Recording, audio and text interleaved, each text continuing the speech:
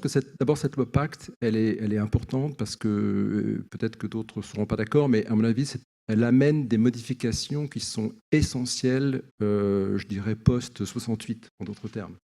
Et je ne pense pas qu'il y ait eu des modifications aussi importantes que ça depuis cette période. Donc c'est quand même très courageux du gouvernement, de Bruno Le Maire, d'avoir été derrière toute cette loi. Et là, je dirais bravo.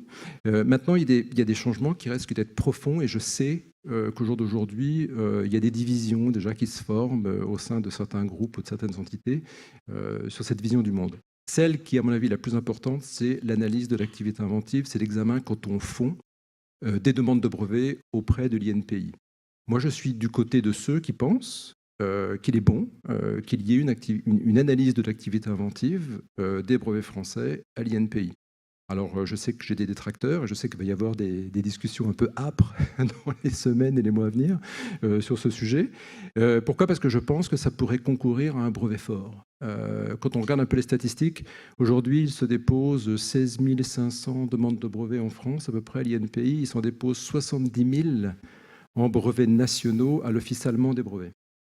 D'accord ? Au même moment, les Allemands déposent 2 fois plus que nous de brevets européens, mais ça veut dire quand même, de ce fait, qu'ils déposent 4 fois plus de brevets nationaux chez eux par rapport à nous. Donc ça veut dire qu'il y a une confiance nettement plus forte pour eux dans leur système de brevets que nous.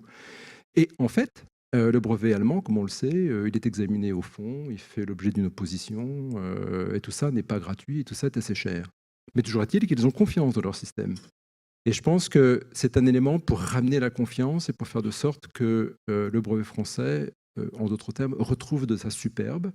Et je pense qu'il le peut parce que fais partie de ceux qui pensent qu'il va y avoir un renouveau du brevet national. On a parlé de la JUB, et à mon avis, les industriels vont s'intéresser de plus en plus au brevet national pour des questions techniques que je ne vais pas développer ici, mais j'y crois assez profondément. Et donc c'est le moment, en fin de compte, en plus, l'INPI, qui est un très bel outil, a aujourd'hui un nouveau directeur général qui est plein de dynamisme.